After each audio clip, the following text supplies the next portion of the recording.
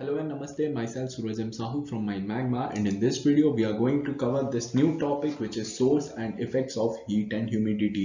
इस topic को start करने से पहले make sure to like and subscribe our YouTube channel to get more information about mining. So let us start with today's topic. So अभी हम पहले देखेंगे कि इस topic में हम लोग क्या चीज़ cover करने वाले हैं इन द कंटेंट पार्ट. सो इसमें चार पार्ट में या फिर हम चीज़ें बोल सकते हैं कि ये चारों चीज़ों को हम कवर करने वाले हैं, जिसमें पहला हम देखेंगे कि हीट का सोर्स क्या क्या होते हैं, सोर्सेज ऑफ हीट.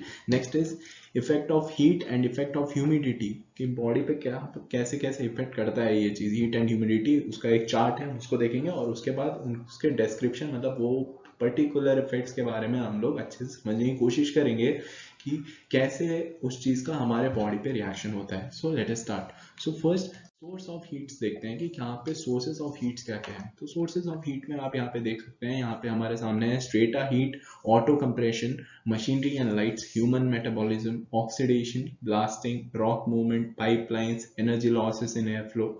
ये सारे अलग अलग हीट के सोर्सेज हैं. तो इसको हम थोड़ा सा समझने की कोशिश करते हैं. पहला है स्ट्रेटा हीट. स्ट्रेटा हीट का मतलब क्या होता है कि जैसे जैसे हम माइनिंग करे जा रहे हैं, जैसे जैसे हम अर्थ के सेंटर पे जा रहे हैं, तो आपको पता होगा कि जैसे जैसे हम लोग अर्थ के सेंटर में जाते हैं वैसे वैसे जो टेम्परेचर है वो इंक्रीज होता रहता है. तो वही जैसे हम एक्सट्रैक्ट करते करते जा रहे हैं ऊपर से, तो वो जो हीट अंदर है वो कंप्लीटली बाहर आना स्टार्ट करेगा, because we are doing the extraction part. So because of that strata heat is our first point, कि जैसे जैसे हम अंडरग्राउंड में जाते रहते हैं वैसे वैसे टाइम पे वैसे वैसे सिचुएशन में हमारा जो स्ट्रेटा हीट है वो बढ़ता रहता है.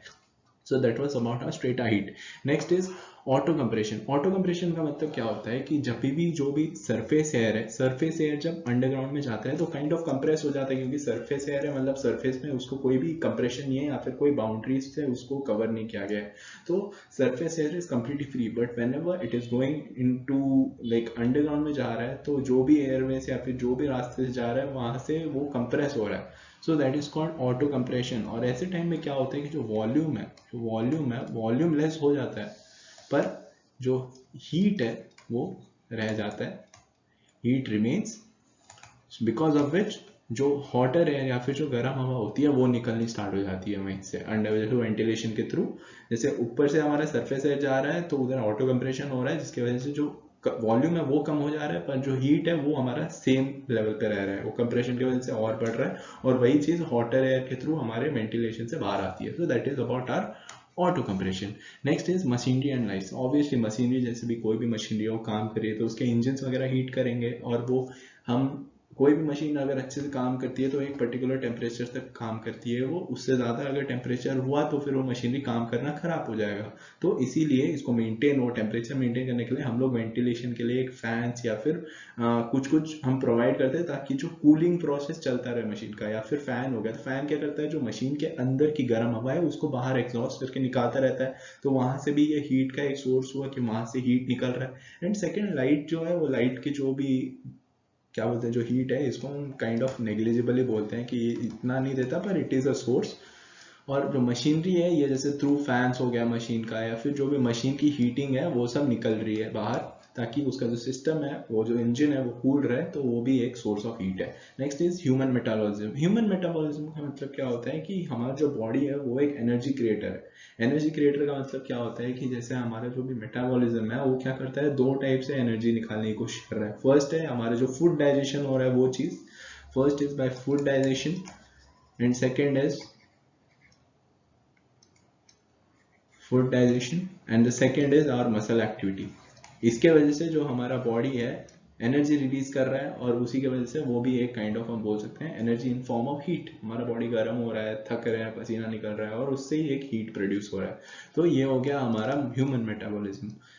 नेक्स्ट इज हमारा ऑक्सीडेशन पार्ट. ऑक्सीडेशन तो हम ऑक्सीडेशन ऑफ कोल बोल सकते हैं. जैसे कि हम अंडरग्राउंड में माइंस में काम कर रहे हैं, उसका एक टाइम होता है, वो ओपन एयर या फिर ऑक्सीजन के कांटेक्ट में आता है अगर कोल, तो फिर वहाँ पे गैसेस अक्यूमुलेट होके वो सेल्फ कंबशन होना स्टार्ट हो जाता है, तो उसको हम ऑक्सीडेशन बोलते हैं, ऑक्सीडेशन ऑफ कोल, और वो हीट होने लग जाता है उसी टाइम पे. तो वो भी एक काइंड ऑफ हम बोल सकते हैं कि ये भी एक सोर्स है, वो हीट प्रोड्यूस होता है, वही हीट ऊपर निकलता है, तो वो भी एक हीट सोर्स है.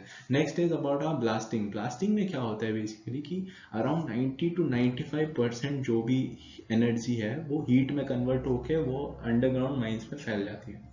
ठीक है। और ये जो अंडरग्राउंड में जो हीट है ये क्या होता है, ये जैसे अंडरग्राउंड में कोई क्रैक्स वगैरह होते हैं या फिर कहीं पे जहाँ कैविटी है वहां जाके ये स्टोर हो जाते हैं, और ये तब निकलता है जब हम एक्सट्रैक्शन कर रहे हैं उस टाइम पे, या फिर ब्लास्टिंग कर रहे हैं उस टाइम पे, वो जो चीज़ है, वो जो हीट वहाँ पे स्टोर्ड है, वो सब चीज़ बाहर निकल रही है, तो वो भी एक हो गया हमारा source of heat. And obviously blasting हो रही है तो फिर वहाँ पे तो हीट प्रोड्यूस होगा ही, तो वो भी एक सोर्स ऑफ हीट है। नेक्स्ट इज हमारा rock movement. Rock movement basically क्या होता है, मैं आपको समझाने की कोशिश कर रहा हूँ कि रॉक मूवमेंट आप बोल सकते हैं कि जैसे आप देख लें कि कभी भी एक थर्मल कंडक्टिविटी एक चीज होती है। थर्मल कंडक्टिविटी का होता है, हर एक मटेरियल जो है उसका एक थर्मल एबिलिटी होता है कि वो अपना जो हीट है वो ट्रांसफर कर पाए दूसरे पे। आप समझ रहे हैं, every material has the ability of transferring heat to a cooler material. ये एक एबिलिटी होती है हर एक कोई भी मटेरियल की। तो इसका जो रेट है कि कैसे कर रहा है, the rate at which this occur is called the thermal conductivity. इसको हम थर्मल कंडक्टिविटी बोलते हैं। तो कभी कभी क्या होता है कि कोई भी स्टोन हो गया, उसका अगर हाई थर्मल कंडक्टिविटी है तो वो पहली चीज ही वही करेगा कि वो जो हीट है वो कूलर प्लेस में उसको ट्रांसफर कर देगा। That is the first thing, वो भी बहुत जल्दी। तो वो हो गया हमारा, हम बोल सकते हैं रॉक मूवमेंट के टाइम पे ये चीज को हम कंसिडर कर सकते हैं। तो ये हो गया हमारा रॉक मूवमेंट। नेक्स्ट हमारा पाइपलाइंस है कि पाइपलाइंस में जैसे भी हमारा काम वाम चल रहा है तो उससे भी एक हीट जनरेशन होता है। And last point is energy loss in air flow. Air flow अगर कम हो गया तो सराउंडिंग जो भी है वो ठंडी, मतलब प्रॉपर वेंटिलेशन नहीं होगा, तो उसके जो मतलब वो गर्म हवा बाहर नहीं निकलेगी तो काइंड ऑफ एरिया एक्यूमुलेट होकर उधर से भी गर्म हवाएं प्रोड्यूस होने लगेंगी। तो ये हो गया हमारा energy losses in air flow. तो ये हो गया हमारा अलग अलग टाइप का हीट का सोर्सेस। सो नेक्स्ट हमारा effect of heat and humidity flow chart. इससे हम क्या समझेंगे कि हीट एंड ह्यूमिडिटी का क्या इफेक्ट होता है हमारे बॉडी पे, या फिर कैसे कैसे इफेक्ट्स हो सकते हैं। तो first is our high wet bulb temperature. Then हमारा मेंटल फटीग है, चेंजेस इन कार्डियोवैस्कुलर सिस्टम, मतलब हमारे हार्ट पे। Then acclimatization है, change in water and chloride metabolism, effect of air velocity, fall of working efficiency and heat stroke। ये अलग अलग effects हैं, तो इसको हम अभी डिस्क्रिप्शन इसका पढ़ते हैं और इसको समझने की कोशिश करते हैं। So as you can see, effect of heat and humidity. Effect of heat and humidity में पहला पॉइंट है हमारा effect of high wet bulb temperature. Effect इसका क्या बोल सकते हैं कि it is the rate of evaporation of sweat depend on moisture concentration of air and air velocity. इसमें इसका मतलब क्या है कि हमारा जो, कैसे बोल सकते हैं कि हमारा जो स्वेट है हमारा बॉडी कितना जल्दी इवेपोरेट कर रहा है, और ये चीज डिपेंड करता है कि हमारे सराउंडिंग में क्या एयर में मॉइस्चर कंटेंट कितना है। जब भी आपने कभी देखा होगा कि जैसे कोई भी लोग जो सी साइड में रहते हैं वहां पे उन लोगों को अगर पसीना आता है तो पसीना इतना जल्दी सूखता नहीं है। क्यों नहीं सूखता है? बिकॉज वहाँ पे जो मॉइस्चर कॉन्सेंट्रेशन है वो ज्यादा है। And second is air velocity. अगर एयर वेलोसिटी कम होगी तो अगर हमें पसीना आ भी रहा है तो सूखेगा नहीं। So rate of evaporation of sweat जो होता है कि हमारा जो स्वेट निकल रहा है हमारे बॉडी से वो इवेपोरेट कितना जल्दी हो रहा है, तो that is the point. And और ये चीज इफेक्ट करता है हमारा मॉइस्चर कॉन्सेंट्रेशन ऑफ एयर, और हो गया हमारा एयर वेलोसिटी। और इसमें क्या होता है, इसमें जो वेट बल्ब टेम्परेचर है वो बढ़ जाता है, जो रेट ऑफ कूलिंग है हमारी बॉडी के वो घट जाती है, और जो हमारा बॉडी टेम्परेचर है वो बढ़ने लगता है। ये हो गया हमारा हाई वेट बल्ब टेम्परेचर का effect. Next is acclimatization. Acclimatization में क्या होता है कि it is a dilation of blood vessel in skin, but volume of fluid is blood circulatory system does not immediately increase as a result. Heart shoots up to 160 to 180 per minute and rate of sweating जो है वो बढ़ जाता है। इसका मतलब क्या है कि जो भी ब्लड वेसल्स हमारे स्किन में है उसका क्या है, वो डायलेशन ऑफ ब्लड वेसल, मतलब कि वो जो है ऑलरेडी हमारे हाथों में जो ब्लड वेसल्स है उसमें क्या होता है कि जो वॉल्यूम ऑफ फ्लूइड है वो इतना जल्दी बढ़ता नहीं है, मतलब वो प्रोसेस ठीक से नहीं होता है। तो इसका रिजल्ट क्या होता है कि हमारा जो हार्ट रेट है वो बहुत जल्दी 160 टू 180 बीट्स पर मिनट तक चला जाता है, और इससे जैसे ही हमारा हार्ट बीट जो है वो इतना बढ़ गया तो उसकी वजह से हमें स्वेटिंग होनी स्टार्ट हो जाती है। तो ये हो गया हमारा acclimatization. Next is effect of air velocity. Air velocity का इफेक्ट क्या है? If velocity is greater than 2 metre per second it is uncomfortable as the raise dust more than जो 9 मीटर पर सेकेंड होगा, it causes burning sensation and temperature of body बढ़ने लगता है, and by too much rapid evaporation of sweat and result in heat stroke. इसका मतलब क्या है basically कि अगर हमारा air velocity 2 metre per second तक है तो एक अनकंफर्टेबल हो जाता है, क्योंकि बहुत ही तेज हवा आ रही है, तो फिर जो डस्ट है वो बढ़ रहा है, रेज मतलब डस्ट जो क्रिएशन है वो ज्यादा बढ़ रहा है। सेकेंड है कि अगर ये 9 मीटर पर सेकेंड तक हो जा रहा है हमारा, तो उस सिचुएशन में क्या हो रहा है कि हमें एक बर्निंग सेंसेशन फील होती है, गर्म हवा ही अगर चल रही है तो उसी में क्या होता है, गर्म हवा, अगर गर्म हवा का एयर वेलोसिटी में बोल रहे हैं हम, यहाँ पे गर्म हवा की बात कर रहे हैं, और अगर ये 9 मीटर पर सेकेंड तक हो जाता है तो इसमें हमें एक बर्निंग सेंसेशन फील होगा हमारे बॉडी पे, कि कुछ जल रहा है, जलने जैसी फीलिंग आएगी, क्योंकि इतनी गर्म हवा आ रही है। और इसमें क्या होगा कि हमारा जो बॉडी का टेम्परेचर है वो सडनली बढ़ जाता है, तो इससे टेम्परेचर जैसे बढ़ गया तो हमारा जो स्वेट निकल रहा है वो फटाफट इवेपोरेट भी हो जाएगा। तो ये जो इवेपोरेट फटाक से हो गया, इससे क्या हो सकता है, हमको हीट स्ट्रोक आ सकता है। तो that is what heat stroke is. Next is हमारा अगला है हीट स्ट्रोक। क्या होता है हीट स्ट्रोक? बेसिकली हम समझ गए पिछले पॉइंट में रीजन क्या है। अभी क्या है कि as the body temperature increases heat stroke भी बढ़ जाता है, initially by mental excitement, then restlessness, intolerance, vomiting, cramps and loss of body fluid occurs। इससे हीट स्ट्रोक में ये चीजें होती हैं।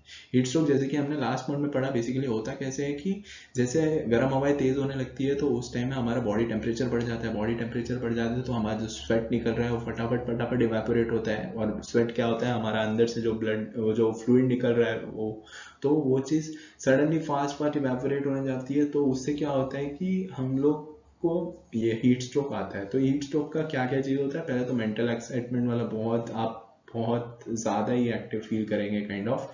फिर आपको रेस्टलेसनेस, आपको शांति या फिर चैन वैन नहीं आएगा, फिर आप सह नहीं पाएंगे, फिर आप उल्टी करना स्टार्ट करेंगे, आपको क्रैम्प्स आने लगेंगे और आपका जो बॉडी फ्लूइड है वो लूज होने लगेगा। तो ये हो गया हीट स्ट्रोक के बारे में। Next is change in cardiovascular system. Cardiovascular system मतलब हमारे हार्ट से रिलेटेड। तो ऐसे सिचुएशन में क्या होता है, as hot and humid condition increases, जैसे कि as hot and humid condition increases तो हमारा जो ब्लड सप्लाई है वो भी बढ़ जाता है। जिसके ब्लड सप्लाई बढ़ गया तो हमारा कार्डियक रेट एंड आउटपुट भी बढ़ जाएगा। तो अगर हमारा बियॉन्ड क्रिटिकल टेम्परेचर चला गया तो कार्डियक फेलियर भी हो सकता है। तो इसका मतलब आप समझिए कि जैसे hot and humid condition suddenly बढ़ने लग जाते हैं तो उससे क्या होता है, हमारा ब्लड सप्लाई भी जल्दी जल्दी बढ़ने लग रहा है। ब्लड सप्लाई बढ़ रहा है तो हमारा हार्ट भी ज़्यादा जल्दी जल्दी बीट करने लग रहा है। तो उससे क्या हो सकता है कि एक क्रिटिकल टेम्परेचर, हम बोल सकते हैं कि क्रिटिकल टेम्परेचर हम कैसे बोले, कि एक ऐसा टेम्परेचर होता है जहाँ पे ऐसे चांसेस होते हैं कि हमारा इतना तेज हमारा हार्ट काम ना कर पा रहा है और वो फेल कर जाता है, जिसको हम कार्डियक फेलियर बोलते हैं, और ये चीज़ हो सकती है। Next is in water and chloride metabolism, great loss of water from body when there is excessive sweating, effect of chloride depletion are fatigue, nausea, vomiting and cramp. जैसे कि साफ साफ पॉइंट में लिखा है कि जैसे हम थक रहे हैं तो हमारा स्वेट नहीं कर रहा है, तो उस टाइम पे हमारा क्या बोलते हैं, बॉडी का जो वाटर है वो निकले जा रहा है सडनली, और जो क्लोराइड डिप्रीशन है हमारे अंदर, उससे क्या हो रहा है, हमारा जो फैटीग है, इससे फैटीग हो सकता है, नोशिया, आपको चक्कर आने लगते हैं, आपको उल्टियाँ और क्रैम्प्स हो सकती है।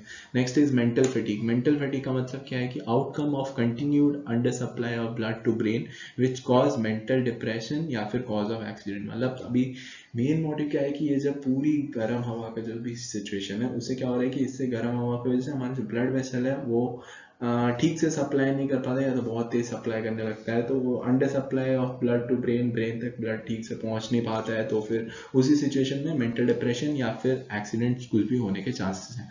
तो hope you understood this part. इस टॉपिक में हमने sources of heat and sources and effects of heat and humidity को कवर किया था। आई hope you understood this part. इसमें हमने सोर्सेस ऑफ हीट देखे थे और हमने इफेक्ट क्या क्या होते हैं हमारे बॉडी पे जैसे हीट और ह्यूमिडिटी का, उसको हमने स्टडी किया। So I hope you understood this part. Make sure to like and subscribe our YouTube channel to get more information about mining. Thank you from my mind.